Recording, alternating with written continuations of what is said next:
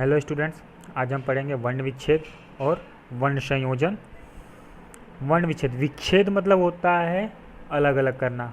वर्ण, भाषा की सबसे छोटी इकाई को वर्ण कहते हैं, यानी उन वर्णों को हम लोग अलग अलग करते हैं तो वो कहलाता है वर्ण विच्छेद। यानी किसी भी शब्द से उन वर्णों को अलग अलग लिखना हमारा वर्ण विच्छेद कहलाता है।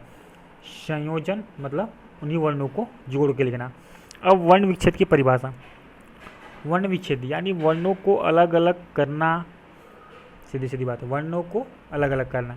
आगे किसी शब्द, याद रखो किसी शब्द, यानी शब्द क्या होता है, वर्णों का समूह, वर्णों का समूह ही शब्द कहलाता है। किसी शब्द को अलग अलग करके लिखने की प्रक्रिया को वर्ण विच्छेद करते हैं, वर्ण विच्छेद कहते हैं।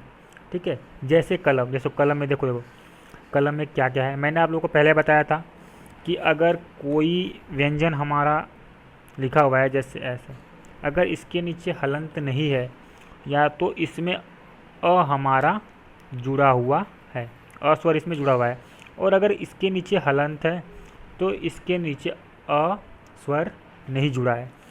कोई भी वर्ण, कोई भी व्यंजन जिसके नीचे अगर हलंत है तो उसमें कोई भी स्वर नहीं है। ठीक है, और अगर हलंत नहीं है और उस पर कोई और मात्रा नहीं है तो उसमें अ स्वर जुड़ा हुआ है।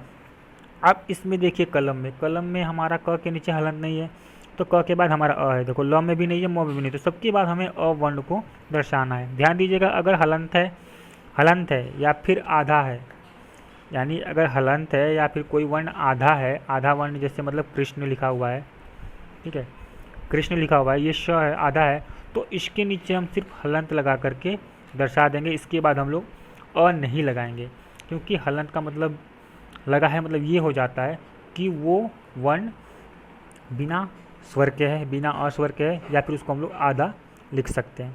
तो इसी तरह कलम में देखिए क के बाद अ है, फिर ल है, फिर अ है, फिर म है, फिर अ है। इसी तरह तिथि में देखो त पे छोटी की मात्रा, फिर यानी ई आ गया ऐसे, थ फिर ई।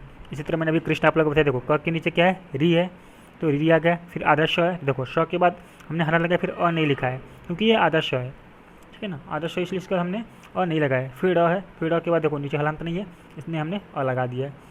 तो ये होता है हमारा वर्ण विच्छेद। अब वर्ण विच्छेद करने के लिए हमें सबसे ज़रूरी जो होता है, हमें मात्राओं के चिन्हों के बारे में पता होना चाहिए कि हम कौन सी मात्रा को कैसे लिखते हैं, कैसे दर्शाते हैं। कोई भी स्वर है उसकी मात्रा को हम लोग कैसे दर्शाते हैं, ये हमें बहुत ही ज़रूरी है कि इसके बारे में हमें पता हो। अब स्वर अ, देखो अ है, इसकी कोई मात्रा नहीं होती है, इसकी कोई मात्रा नहीं होती है, ध्यान दीजिएगा ये बात। आ की मात्रा को हम लोग ऐसे दर्शाते हैं। ये जो बिंदु है इसका मतलब ये है कि यहाँ पर कोई व्यंजन है, यहाँ पर कोई वर्ण है, ठीक है। अब जितने भी जगह बिंदु है उनका मतलब यही है कि वहाँ पर कोई वर्ण है, ठीक है। अब इसी तरह मैंने सब मात्राओं को दर्शा दिया कि आ की मात्रा छोटी बड़ी कैसे कैसे सबकी मात्राएं होती है। इस चार्ट को आप लोगों को जानना पड़ेगा अच्छे से। अगर आप लोगों को वर्ण विच्छेद या फिर वर्ण संयोजन के बारे में जानना है तो इन मात्राओं की पहचान, इन मात्राओं के चिन्ह जो हैं उनको आप लोगों को अच्छे से जानना है, उसके बारे में अच्छे से आप लोगों को पता होना चाहिए। अब अगला है वर्ण संयोजन। वर्ण संयोजन मतलब पहले होता है, संयोजन मतलब होता है जोड़ के लिखना, यानी जो वर्ण अलग अलग लिखे हुए हैं उन्हीं को अगर हम लोग मिला करके लिखते हैं तो उसको कहते हैं वर्ण संयोजन।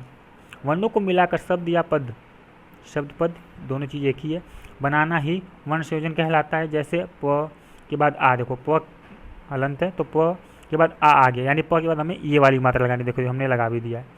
फिर ठ के बाद अ है तो ठ सिर्फ पूरा लिख देंगे, हलंत नहीं लगाएंगे। फिर श है, आ की मात्रा, फिर ल है, आ की मात्रा। तो इस तरह के हमने वर्ण संयोजन बना दिया है।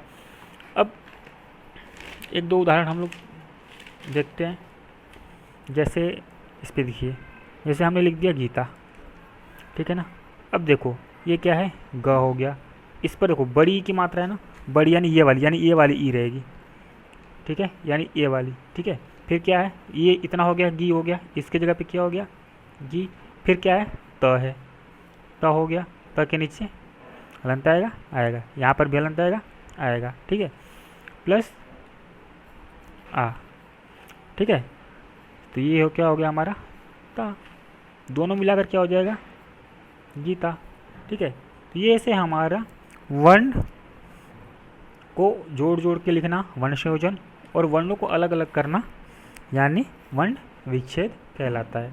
ठीक है, थैंक यू, धन्यवाद। और कुछ दिक्कत होती है, कुछ समझ में नहीं आता है तो पूछ सकते हो आप लोग।